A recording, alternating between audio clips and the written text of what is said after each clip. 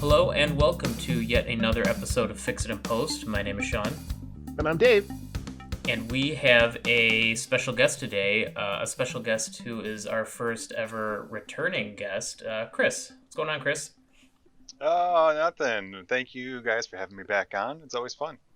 Yeah, we're happy to have you back. And we decided to reward you by making you watch Dune.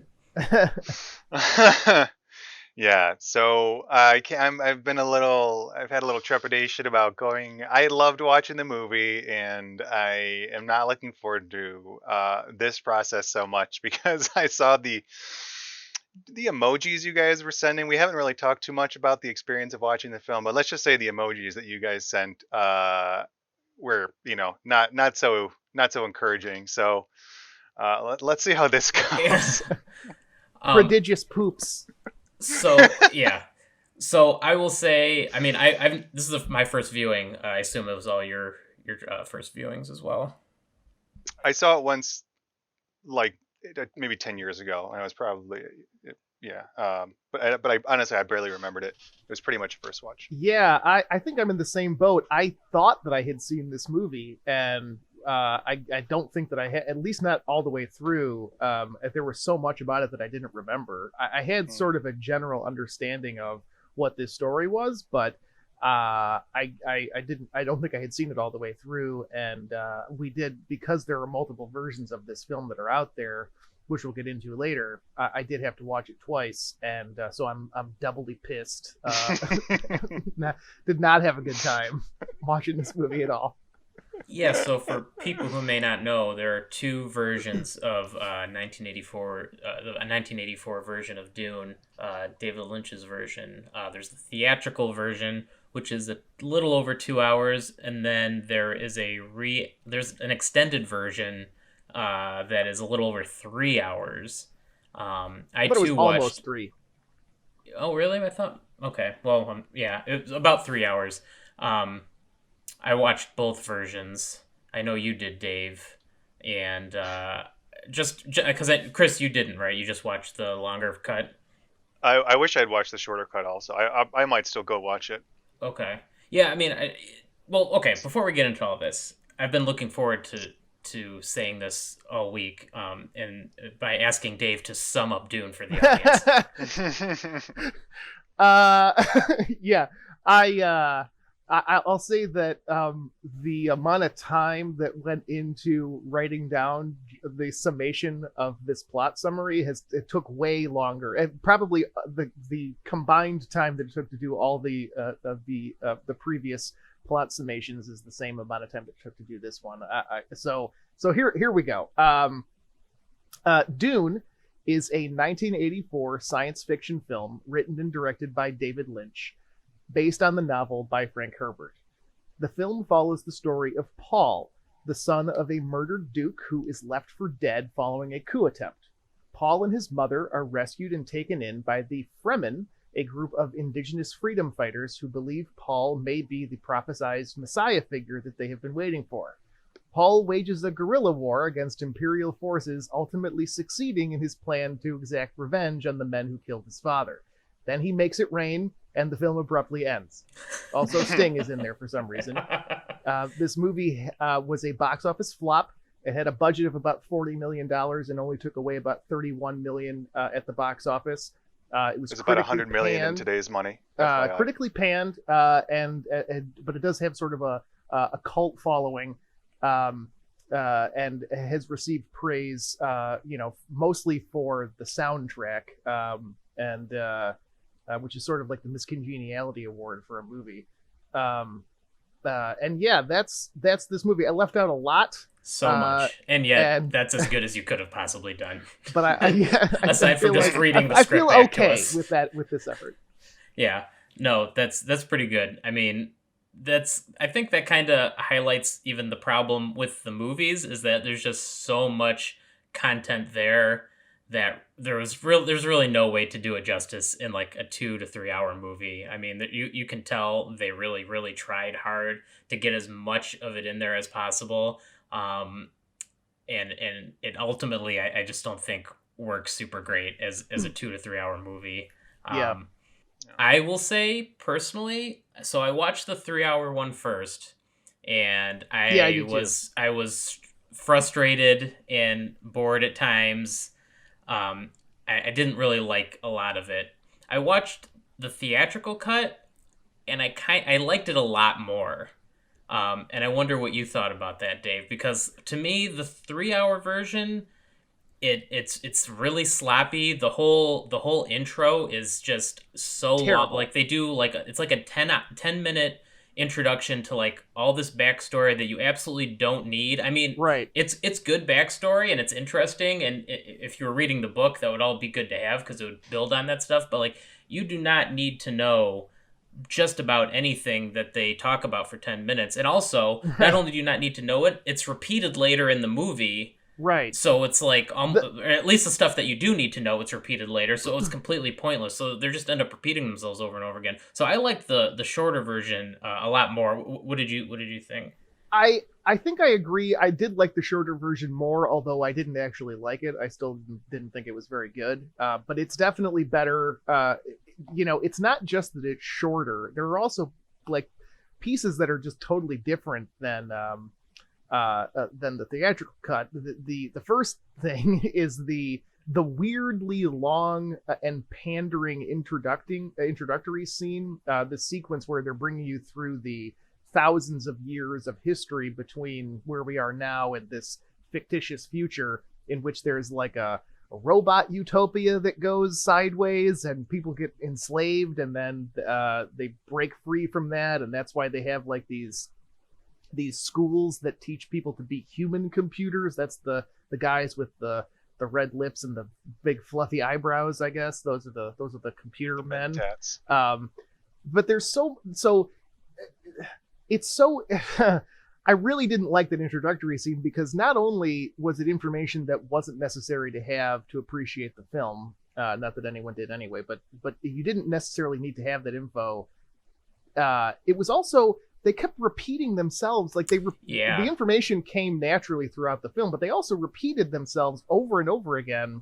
They're so like, many this is times. Paul, he's the son of Leto, Yeah, they live on this planet, and you're like, you just said that, like I don't need to know it again. And it's like they knew that they were creating sort of a complicated, more convoluted than complicated plot, and they kept trying to like make sure that they were bringing people along step by step, as they were going forward. But I mean, it's really kind of a basic, like it wasn't as complicated as they made it seem. There's a natural resource that two noble families are fighting over. There are only like four characters, and they're all trying to kill each other, and that's pretty much it. That's all you really need to know going forward. And I don't understand why. So in the theatrical cut, they do sort of an abbreviated voiceover narrative, but it's done by the actress who plays Princess Irulan, a character that is, like totally unnecessary. I don't know why she's in this story at all. But they replace her voice with like this old man who, like, they never say who he is. yeah. Oh, I you mean in the they extent in the extended version? Right, in the extended version they get rid of her altogether and they make it this like disembodied voice of this old guy who I think is one of the navigators, only because that he uses the word "we" like one time when he's describing the Space Navigator Guild, which is like this, you know, outside of the noble houses, there are a couple of extra governmental organizations that are wielding power, like a church and this agency of the industrial complex. Um, but yeah, it's sort of needlessly convoluted, and so yes, I and so we're only critiquing like the first 10 minutes of this movie, like before it even gets into the plot. So I think yeah, it's a big problem though, and like, just going back to what you said about repeating themselves, the part where so yeah, this is going to be another problem with this whole episode, is I'm going to keep forgetting the name of things. Like, I have them all oh written yeah, down, but it's just going to constantly happen. When they ask the Emperor to kill Paul, and the Emperor, he's like, "Oh, you mean Paul's father?" He's like, "No, I want the son killed." And the Emperor says to himself, oh, wonder why they want Paul killed. And they Yeah. repeat that thought like 3 times in 5 minutes. Like they do that over and over in the extended version, and it's so exhausting. Yeah. And They it's like, repeat lines and they repeat the exact dialogue, like the exact mm-hmm. recording for certain lines. They actually repeat certain shots a couple of times, which Yeah. is a little embarrassing. Yeah, I mean, the extended version itself it's not done. It's to me. I mean, it's objectively not done. I mean, there's a scene. I don't know if it's just this copy or not, but there's a scene where Paul remember like he has a flash of the past, and they cut to it for like 3 seconds, and they cut to a green screen, but it's there's nothing. They didn't superimpose anything on top. It just cuts to a green screen, Oh and then yeah. cuts right back to him.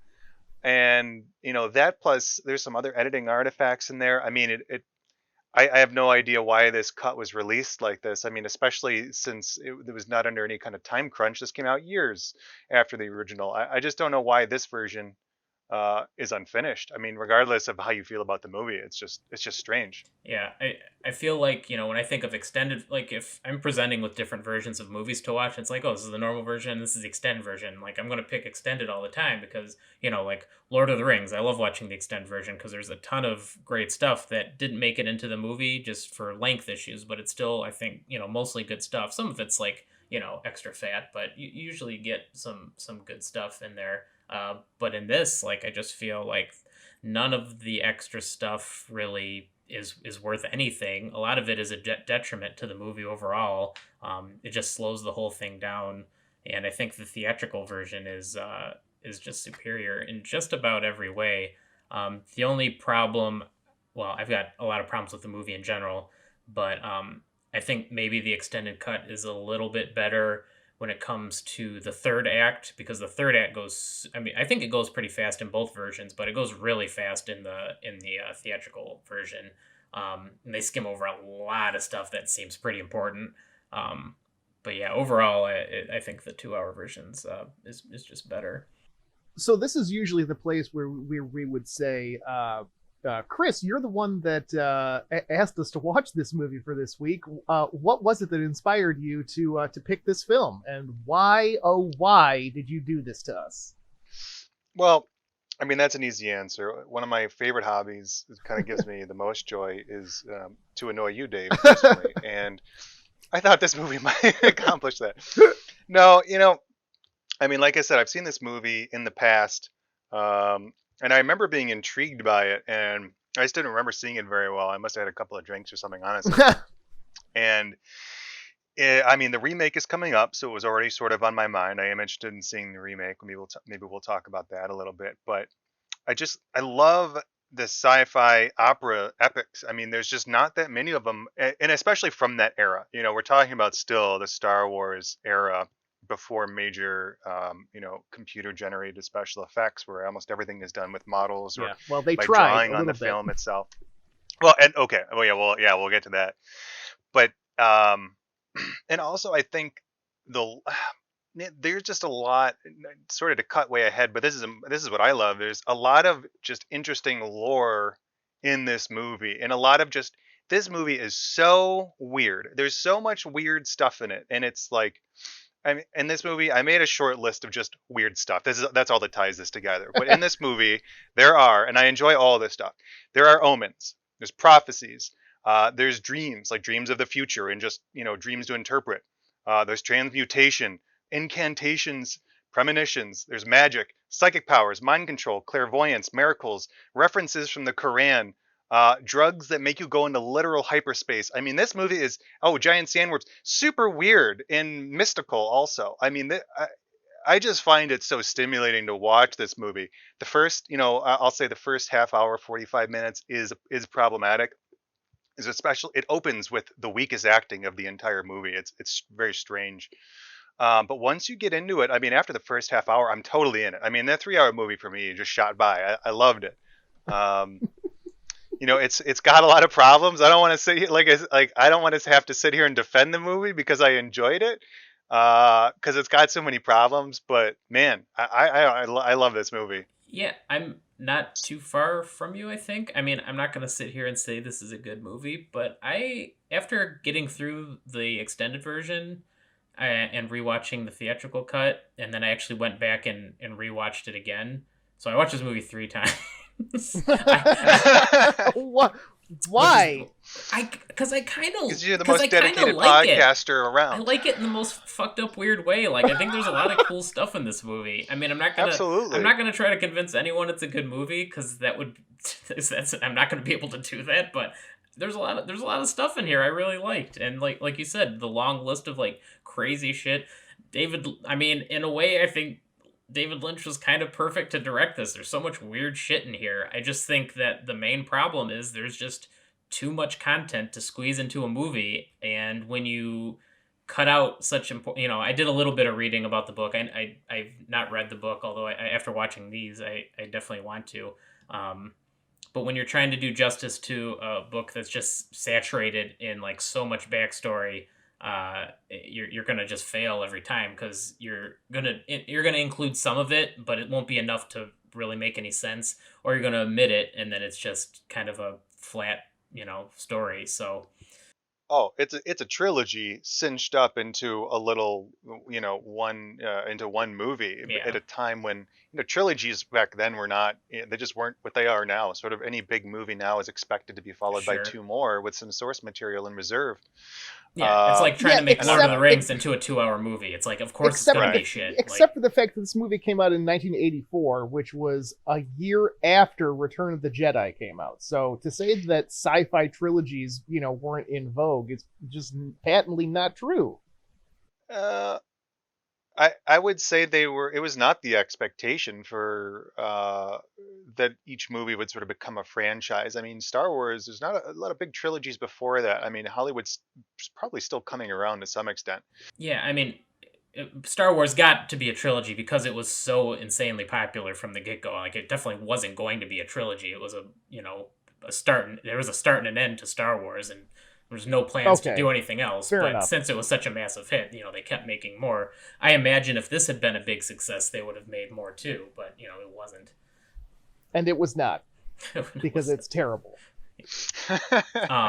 Yeah, I It mean, got a lot of bad reviews. Just looking at some of the big reviews from the time, we don't have to spend time on this, but I kind of thought, someone would like it. But looking at the reviews on Wikipedia, most of them, it got like heavily panned. So Yeah, I don't. I saw that too. Although I gotta say, one of the things that got pretty good reviews was the acting, and I thought that the acting was really bad, especially No. um, what's her name, Francesca Anise, the woman who plays Lady Jessica. I thought that she was horrible, and oh, I yet didn't mind her I so thought they much. were. I thought everyone was fine. Oh God, it was mostly I thought it was hackneyed and over the top Well, it did caricaturizations of. have. Yes, they did kind of go a little bit over the top with that, but I also think it was intent. Like if you're talking about Sting's character or the Baron, I mean that's so clearly over the top that it's stylized, really. But like And the acting, I thought hmm, Kyle McLaughlin was good. I liked he him. was great. If you are you going to talk about him more specifically? Go. I mean, Because I go have a ahead. few Yeah, things to say about yeah. him. No, go ahead. Oh, so first of all, this was his. I didn't realize this till today. It was his first film appearance, which is kind of Oh crazy. wow. Um, and I mean, he changed so much during the course of this movie. I mean, there's real craft that went into this character. I think. I mean, Kyle McLaughlin plays him at the beginning as sort of a, he's kind of a rich, sheltered boy who's excitable but naive. He's clearly talented but inexperienced. And that really comes across. And as more and more happens, as he loses people he loves, as the drama sort of kicks in, I mean, he hardens himself and becomes resolved. He starts to believe in himself. He it's very believable the way he starts to see these prophecies occur in his dream, and he starts to see things coming together, and even though these things are prophesized, he's still going through them with a certain amount of fear, although there's a certain amount of confidence because he knows that something greater than him is happening. By the end, he totally, it's sort of like, I hate to say it, but sort of like the Neo in the one where he realizes, he's like, God's, like We'll have to talk about that element too, but he's basically like God's super being, or the universe's super being, and you really believe that. I mean, he really believes in himself, and he's starting to get these new powers. He just changes so much, and it was, I think maybe it would be easy to maybe miss that if you're looking at all the things that are that are not great. But he killed it, I thought. Yeah, I thought he was good. I liked the Baron character sort of. It was a good amount of weirdness for me. I kind of wished he was fleshed out more. Also, he you wouldn't have seen this, Chris. Yeah, But there's like this like weird like homosexual, not even undertone, like overtone in the shorter version, which I thought was interesting that they cut that out. I think yeah. maybe for the better, because it doesn't, it's just straight up weird and kind of pointless. I mean, It's not just homosexual. It's a sexual sadism yeah, and there are a couple of scenes that they cut out completely from the extended version. There's one scene where he is like clearly. So when we first are introduced to his character in the in his throne room, they cut out a scene where there's like this young man who he's like salivating over, and then at the end he gets up and he walks up to this kid and he's like caressing his face, and then he pulls his heart plug out. the heart plug thing out. I don't know what that is. Every one of his they allude to this later in the movie, or I say think it just outright. kills you, right? You pop it out, and Right. yeah. He basically like turns this guy's heart off. And then like he bathes in his blood, and it's just like it's so like he's clearly like in ecstasy as this is happening, and it's so weird. And there's at least one more scene too that I'm not remembering. Well, he ogles Sting a couple times, Oh, that's he which is does his do nephew. that. His Yeah. Yeah, nephew. which is funny because I think at least one instance of that is left in the longer version. So without the Yeah. context of like knowing he's like that, there's just a scene of him like checking his nephew out. Yeah. So it makes a When he, lot less when, sense. it's when he comes out of the steam bath, and it's the it's the shirt. It's the reason that Sting is in this movie. It's the 6-pack scene where he walks out of that the steam thing, and he's standing there, and they say fade.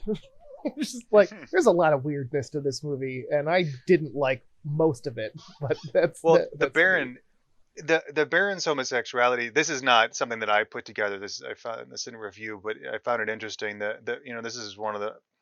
I don't know how prominent homosexuality was in movies, in the 80s and before, but at this time the AIDS epidemic was rampant, and Mm. the one homosexual character in this film happens to have boils on his face and Oh, happens to be like a sexual deviant and yeah, sadist. lesions So almost. yeah, Yeah. coincidental? I don't I know. saw a lot of reviews that were pretty critical of his depiction, and being like that. I don't know how he is. I've read that in the book he's kind of like he's like a genius in the book. He's like an evil, sadistic genius, and he's definitely not that in the movie. He's definitely evil and sadistic, but he kind of comes off like a bumbling idiot. Yeah, he mostly leans on his master of assassins to do most of the planning. And when that guy is killed by the Duke and the poison breath thing, that at the end of the coup, it kind of start. That's the sort of the beginning of the end for the Harkonnens. I was gonna say just because you mentioned the tooth scene, and it reminded me of the effect of his face after biting the tooth. You know what I'm Oh, talking about? right, where his mouth turns all black and they're like digging into his cheek. One of the major sources of criticism for this movie are the bad special effects. I think that most of the effects in this movie are actually really, really good. It's just that the green screen effects are terrible and they just outshine like everything else. Do you know what I mean? Like, do you Yeah. agree? Yeah, You'll go from one scene that looks like it's sort of like awe and like jaw dropping. There's the scene where Paul and House Atreides are leaving for Arrakis, and you're watching hundreds or thousands of ships entering this even larger megalithic ship, which sort of looks almost has characteristics of looking like an ancient chapel or temple or something like that. It has this real ornate decoration on the outside, and it's just it's just it's so cool. I mean, it looks great. And then I remember thinking, I don't know what scene it was, but a couple of scenes later, there was something that just looked awful. Yeah. And so Yeah, you're constantly going, like, wow, that all the set design and costumes, these look incredible. exactly. And then you'll watch something where they literally draw on the film for these cheesy laser effects or whatever it might be. This is very uneven to say the least. Yeah, I The But mean, green I do like screens to are give it credit. particularly bad. yeah, the green screens are very bad, especially like, it's easy to look at this now and say, well, it's an older movie, but like even then, like that's really bad. Like it was considered pretty amateurish looking. I mean, like you said, Star Wars had all three of them had been out by now. Like nothing looked Right. that bad Yeah. in No, this. So I'm thinking in particular of the scene where they're on the back of the worm, and the scenery behind them is bouncing Yeah. around. Like, it reminded me a lot of like when you see uh like an old TV show or an old movie where they're in a car and there's clearly like a like a superimposed image like behind them it's just out like a the rear back of the projection of window. like another car drive from another Right. car. Yeah. It Yeah. looks horrible. I So mean, that's it's pretty bad. I gotta say, the thing that jumps out at me is maybe the worst effect in this entire movie is the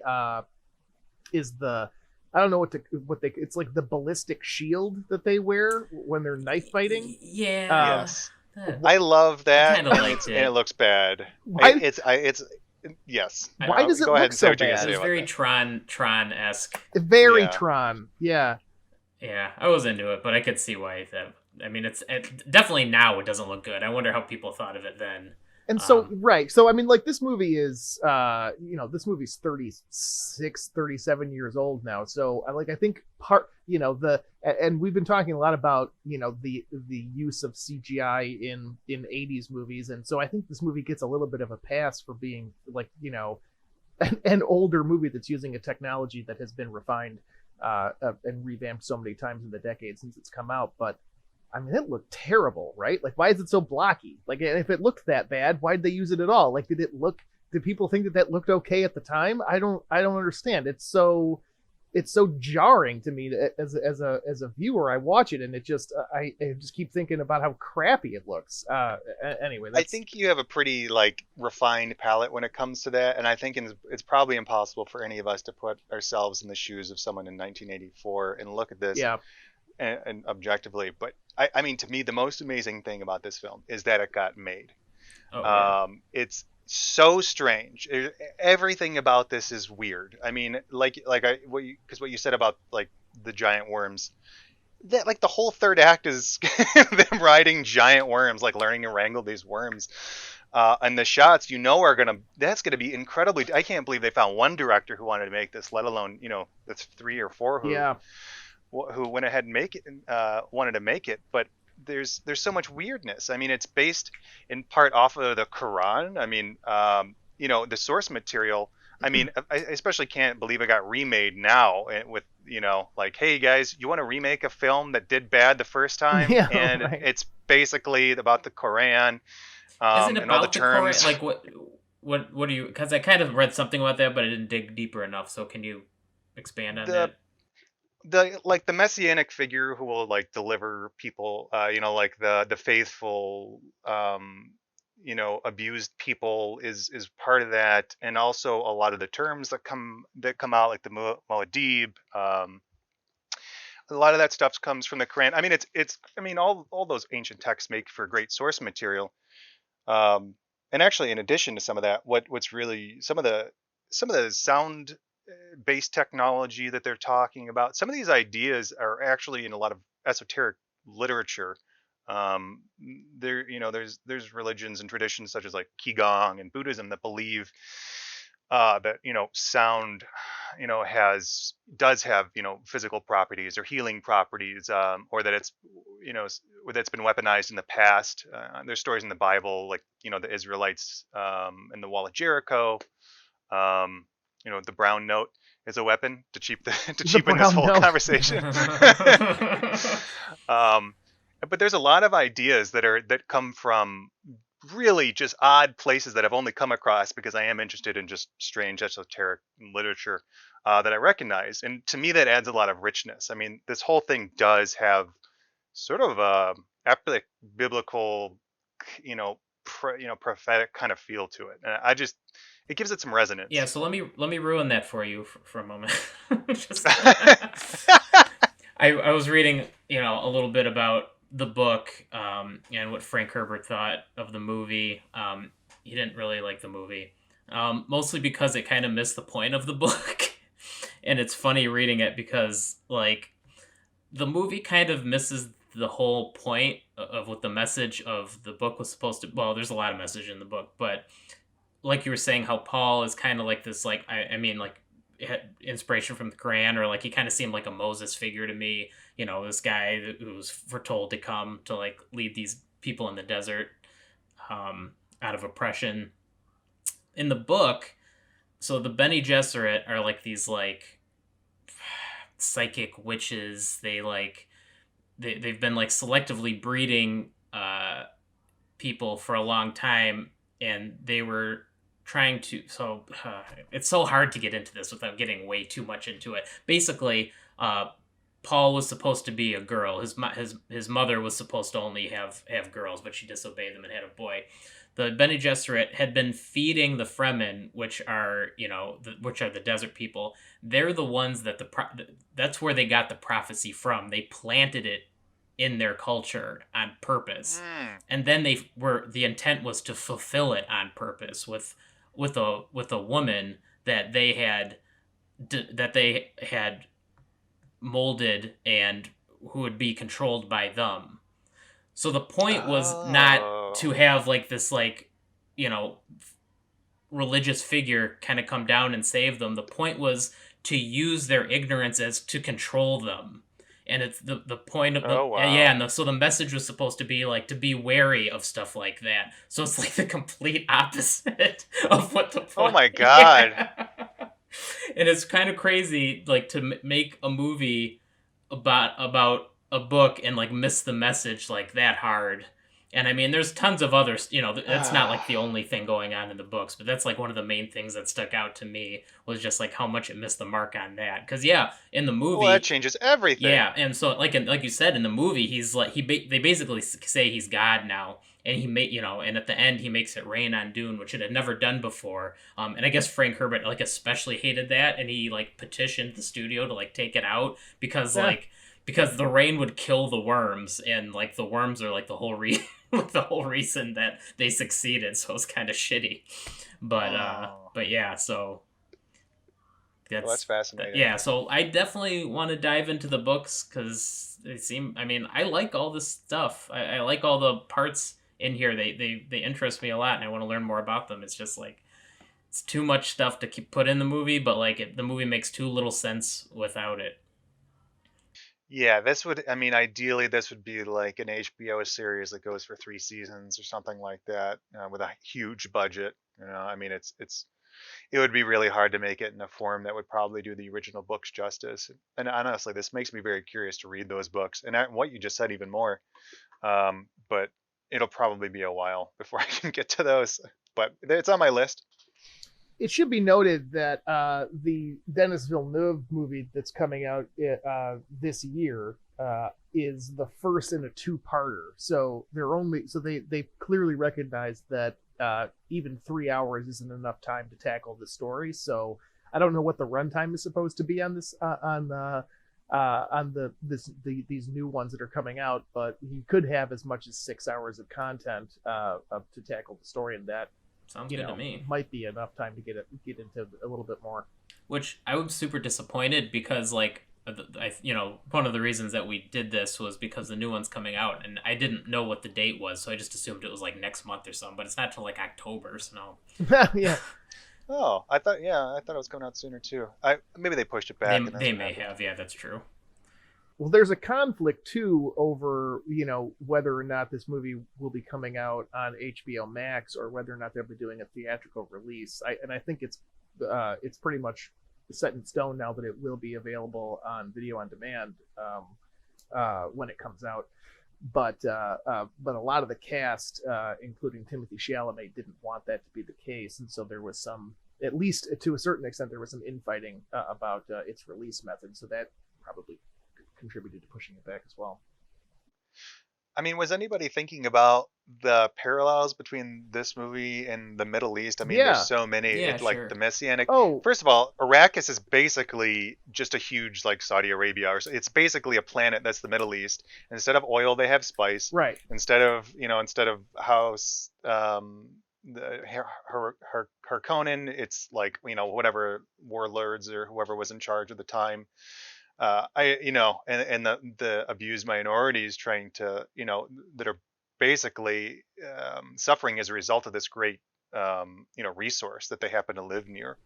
Not to mention the Um, fact that Arrakis sounds a lot like Iraq. Like they didn't even change it that much. oh God, how did I miss that? Oh, I feel so dumb now. You're right. And the planet of Afghanistan, Elon. Yeah, and spice is the way that they travel now. Right. They can't do so. I mean, it's like the only way they get around. Which Yeah, I you're don't know right. if it's explained super well in the movie. If it was, I missed it, and I wouldn't be shocked.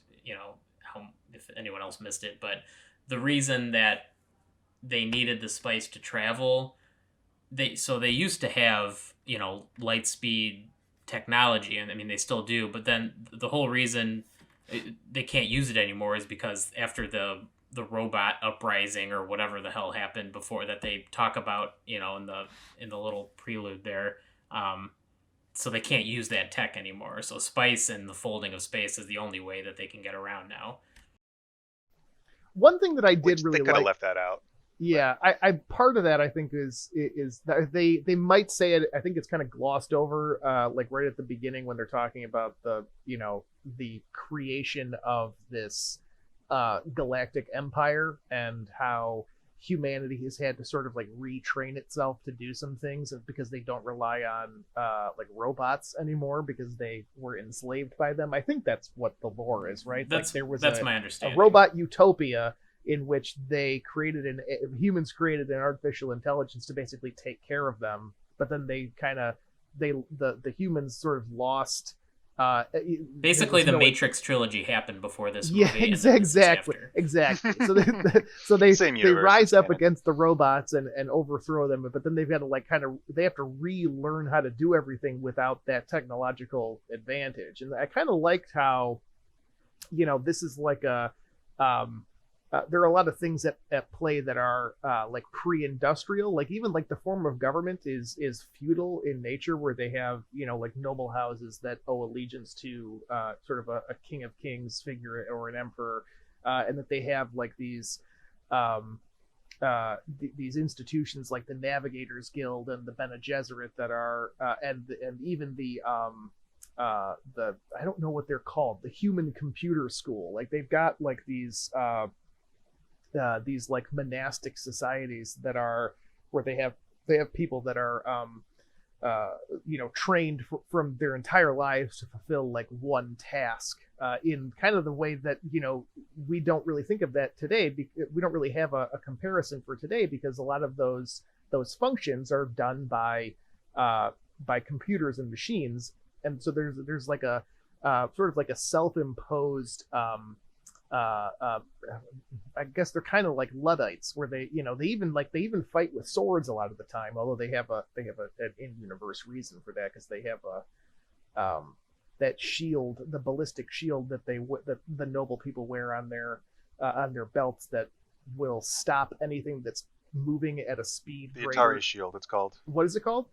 The Atari shield. Is that, yeah. Yeah, But yeah, exactly right. Yeah.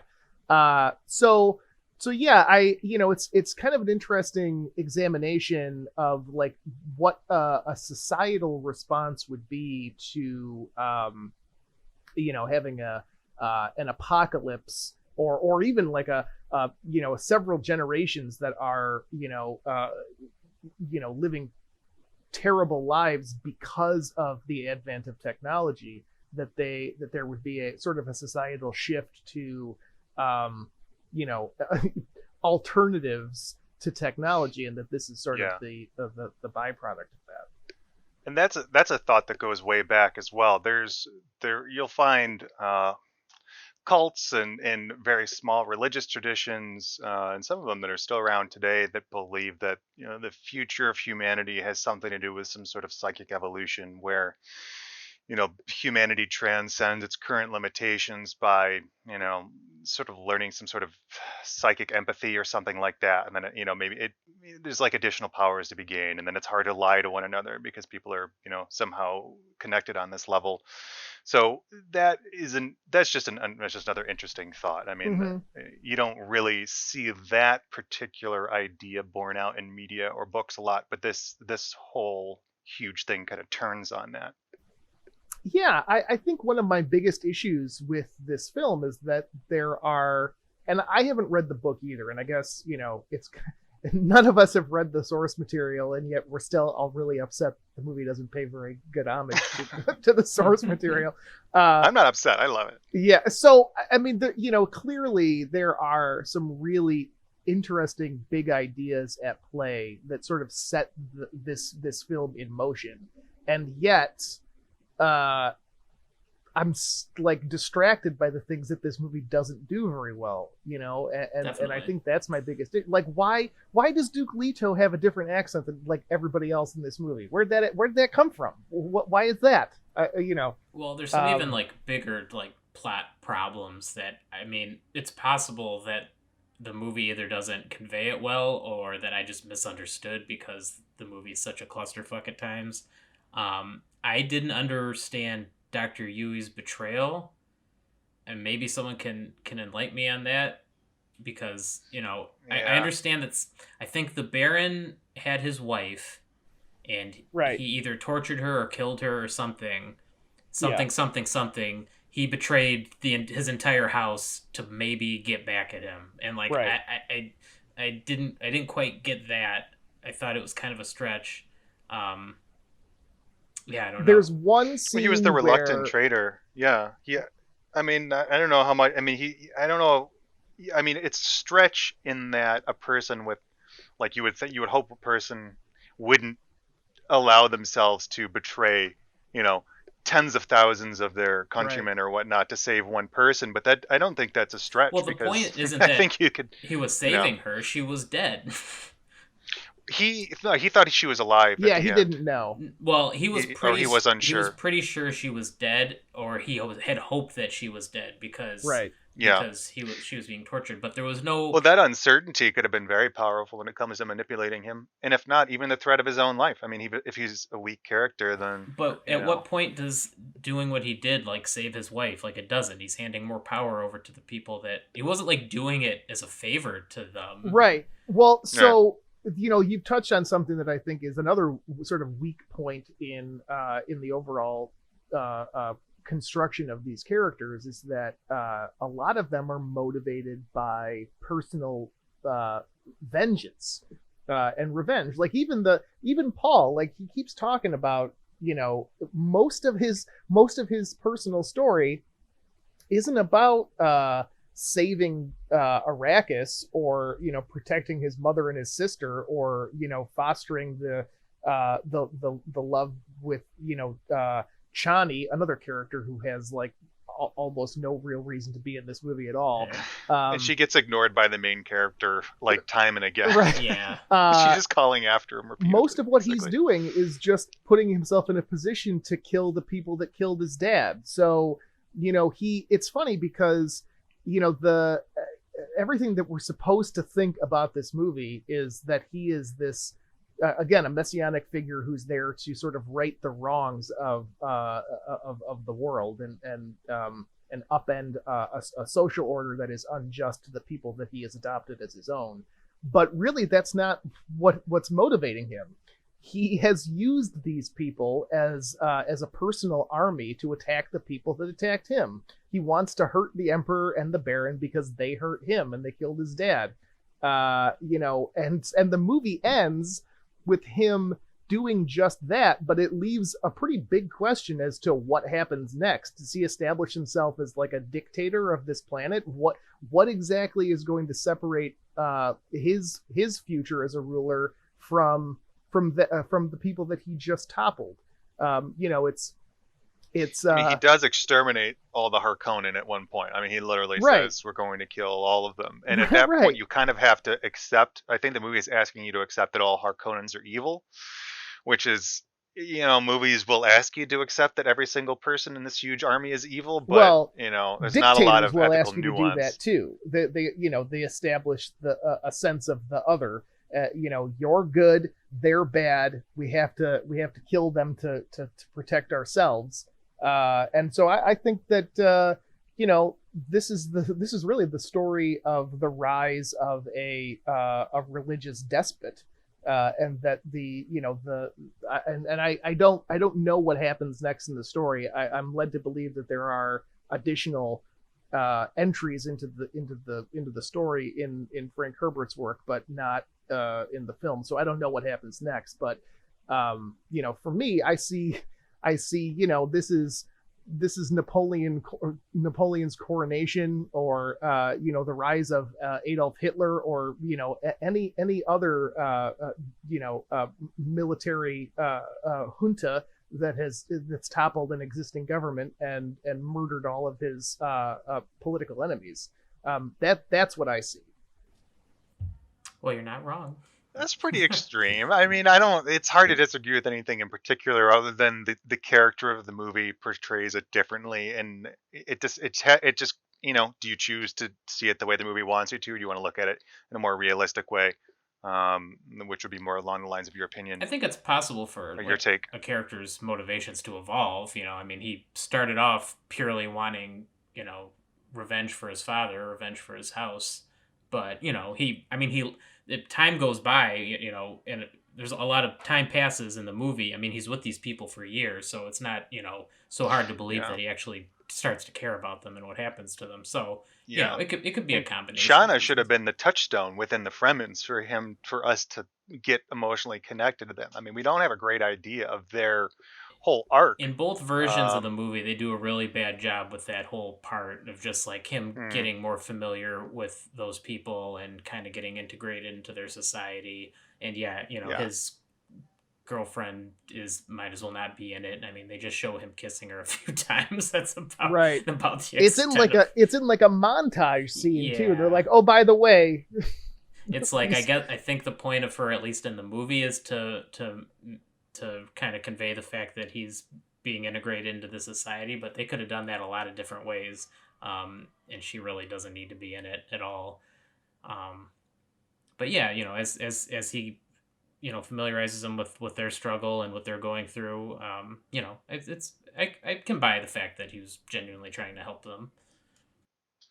Yeah, I come down more on that side, and maybe it's just because I want to, but yeah, but same.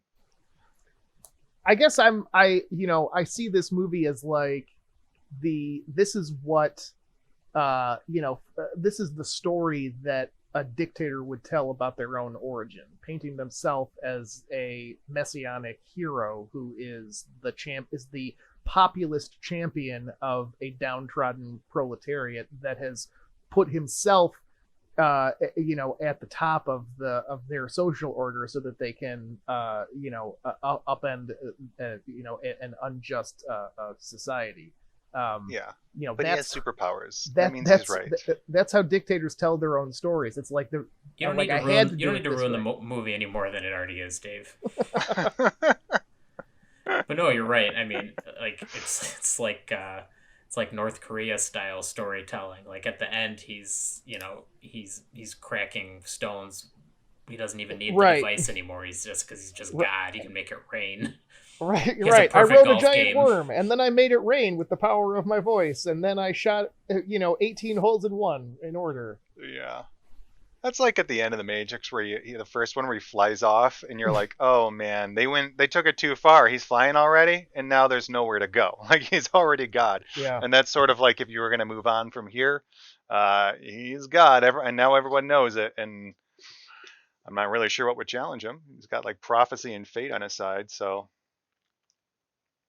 Since I brought up the sound stuff and them being able to break stones and stuff with their little weapons, I just thought it was interesting. So they have these things called weirding modules, which the Emperor talks about in the beginning. That was one of the reasons in the movie for him wanting to take down the Atreides house is that they're developing this sound technology, and he was afraid that it could pose a threat to him. Which I always thought, like watching it all the times I did, I'm like, I don't really understand how like sound guns are better or worse than like Right. real guns. They're kind of slow. Yeah, they're kind of If you slow. They get do a bit of bronchitis, you can't damage. fire.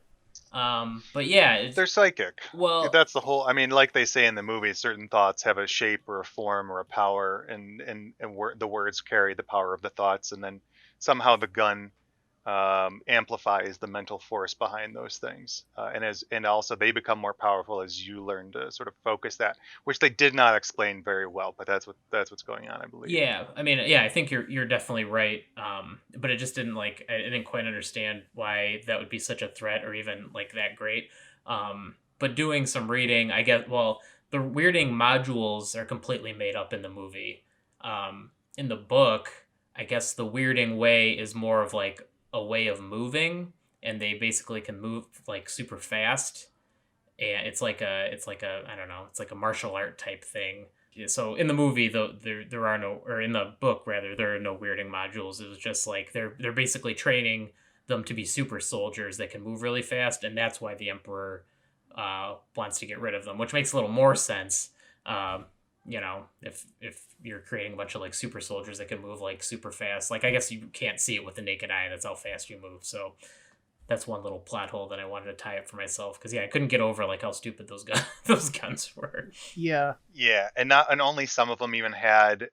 I don't know why they didn't just give them all some sort of laser visual effect, because sometimes they have them, and when they don't, it's just an actor yelling like "a neck chalk" Yeah, into Yes. their it like looks like nose microphone. how like Star Wars actors must feel when they're like shooting. It's like, well, here's your Yeah, laser gun. We're gonna add like a cool effect, but you have to pretend like you're shooting. It's like that. right, Only that is just in the movie. They're just like people like right. Right. shooting these little Yeah, stupid looking guns, and nothing's even coming out yeah, of them, and they're making like mouth noises. So it's even funnier. yeah. That's true. They're making their own sound It's like effects. zap. Right. And that's They, an odd technology to put in a film, because it's a lot of times when you put technology into a film, it's like one or two evolutions ahead of something that's something that we have right now. And at that time, there were not real, there was not ultrasonic warfare, which is still limited even now. But it's a kind of an odd choice. Yeah, it seems weird It to kind of comes like out of nowhere. it seems like the martial arts thing like seems achievable. Like that could have Yeah. been the climax of the movie. I mean, maybe it's not as explosive as the finale would have been if had they just used the guns. But I don't know. It seemed weird to go that far out of your way to just invent new stuff and it have it be way less cool.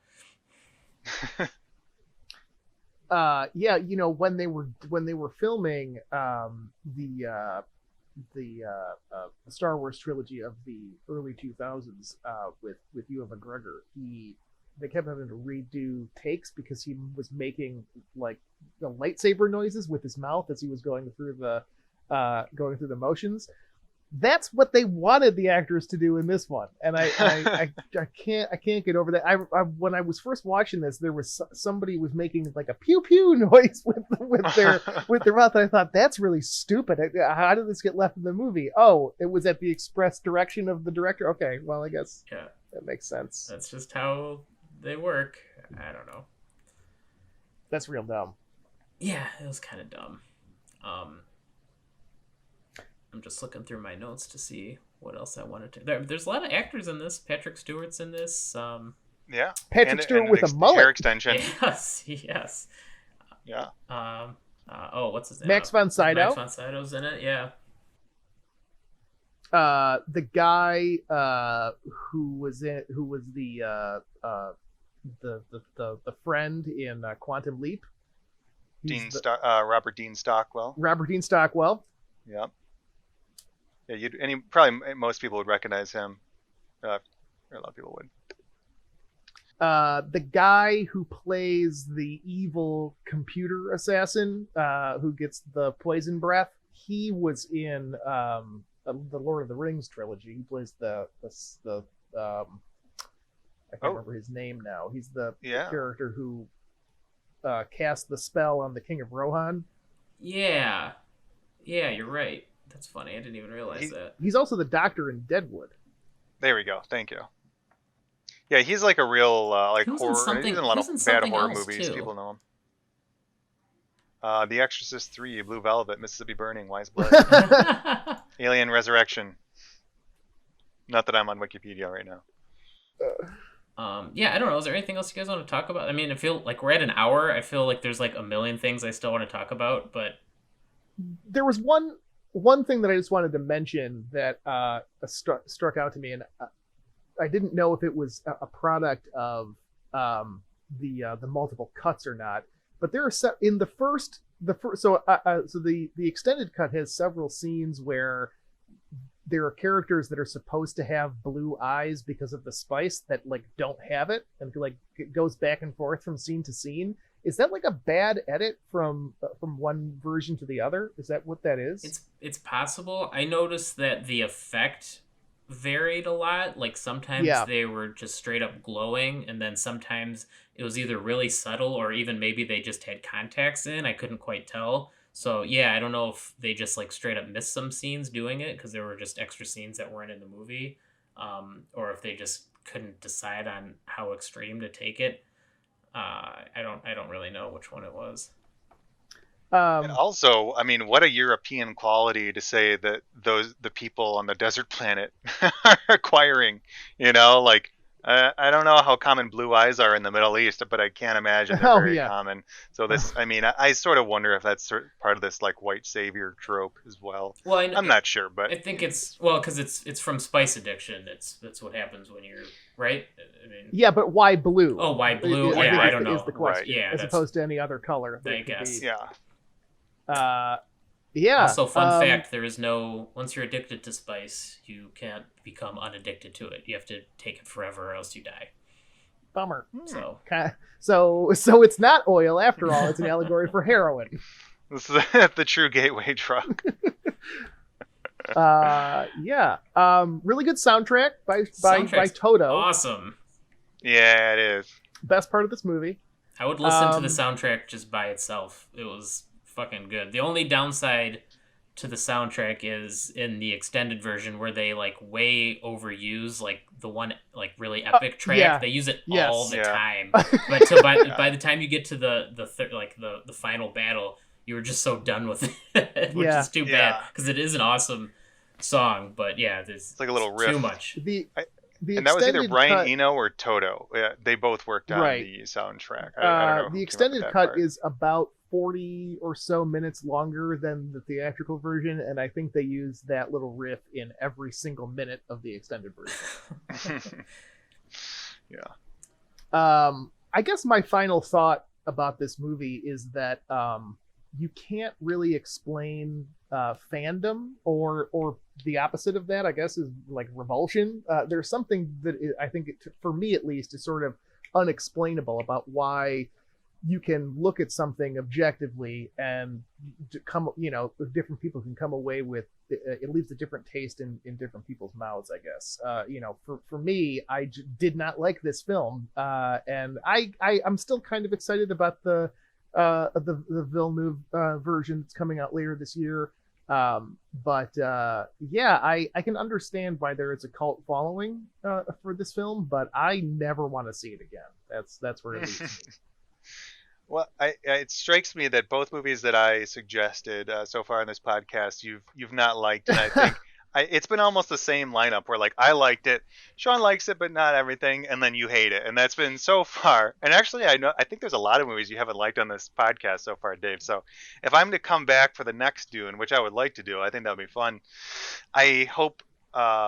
And one part of me hopes you don't like it, but because it's fun to see, but also it's fairly exhausting to try and defend it. So it would be a nice change if you liked that movie, but I can't ask you to like it. So, yeah, it would be a nice change if you pick something that I liked. I think that's where I'm not gonna pre-approve it, but I will. Refresh my try. memory. Did you not like Fight Club? I wow. Okay. I was a little tired. Okay, that's fair. I didn't remember you not liking that. That's crazy. Yeah, I thought it was okay. Yeah. And yeah, I don't know if 2 is enough to cause a trend, but yeah, come back for another one and I'll hate that too. It's so refreshing because like everyone always says like I'm the movie naysayer and like you hate way more shit than I do. So. Yeah. And you didn't like what you guys reviewed a lot of movies. I'm trying to think. There was a few others that you really didn't like. The Babadook. The Lighthouse. The Lighthouse. That was it. Dave hates good movies. What can you say?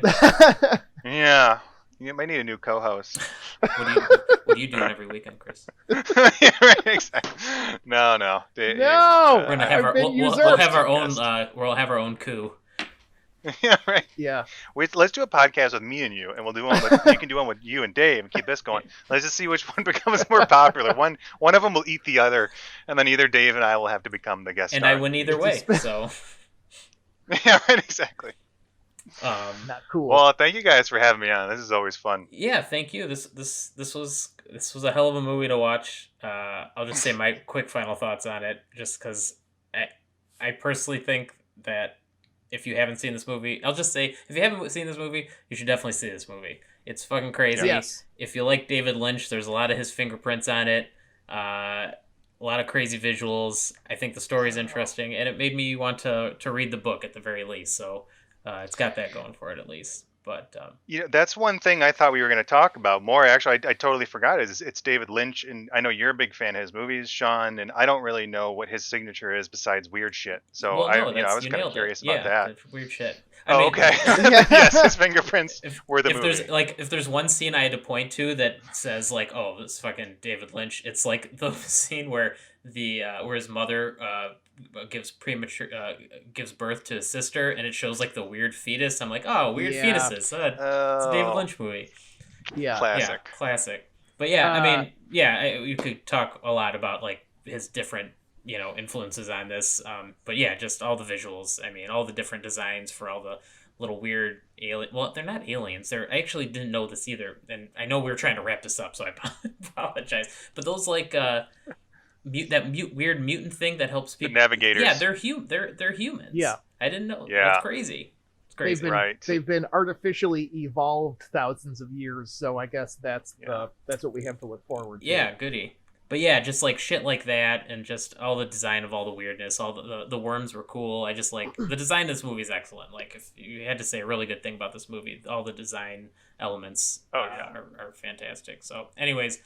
Yeah, I'd like to mention, since we've said his name 600 times in the last minute or so, David Lynch he disavowed this movie and did not want his name associated with it, and so he disavowed the extended version. Oh, okay.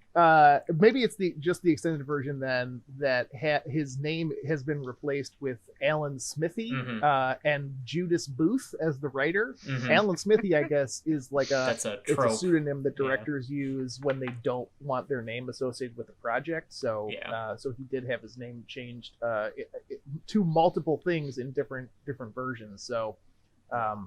So yeah, he didn't like it either.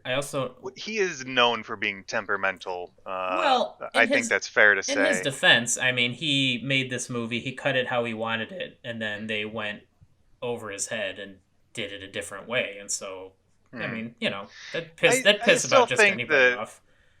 He's maybe not a good communicator, or he was kind of doing what he wanted to do or heard what he wanted to hear, because he was saying after he was like, well, the producers gave me a very clear idea of what movie they wanted, and this wasn't what I gave them, and I don't know. He's an odd guy, and I think he's probably I have a lot of respect for him, but he's probably kind of hard to work with. Is sort of the vision that I'm getting of him. Mm-hmm. But it's just like, hey, if you don't want a David Lynch movie, don't hire David Lynch. Right. Yeah, that's a great point. Yeah. So, I mean, I know that the studios basically gave him an open invitation to re-edit this movie if he ever wants to going forward, and he said he never will. So I think this movie like turned him off to like making big budget movies forever. I think that's probably for the best. I mean, short of that, he could come on the podcast and talk about it. Yeah. She would. Open invitation. This is an open invitation to David Lynch. Anytime you want to come on our podcast, you are more than welcome. Yeah. If you want to hear more people crap on your movie that you made 35 years ago, come on board. Okay. All right. Any final thoughts? Any final? I could go on and on. We just can't And end I'm this. sure This podcast can never end. We need a post-discussion blog where we can keep adding in Right. all the crap we forgot. I have We so have many that. like I have It's so the many Discord notes channel. that we haven't like touched like at all, but just like Same. what can you do? Yeah. All right. Well, maybe we'll do an extended cut of this podcast. Probably episode. not. I think that's great. All right. Well, Chris, thank you again so much for coming on the show. We really liked having you. We of course want you to have you back. Probably not until the fall when the next Dune comes out. But yeah, no, thank you so much for coming on. Thanks, guys. And let me know when you want to start up that rival podcast. Yeah.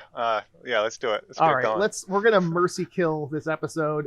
Thank you to everybody that was listening. Be sure to check us out on SoundCloud and take a look at our back catalog of our previous episodes that are available on YouTube. And be sure to join us next time when we'll be reviewing Silverado, starring Kevin Costner. No, we won't. Goodbye, everybody. I was wondering. See ya.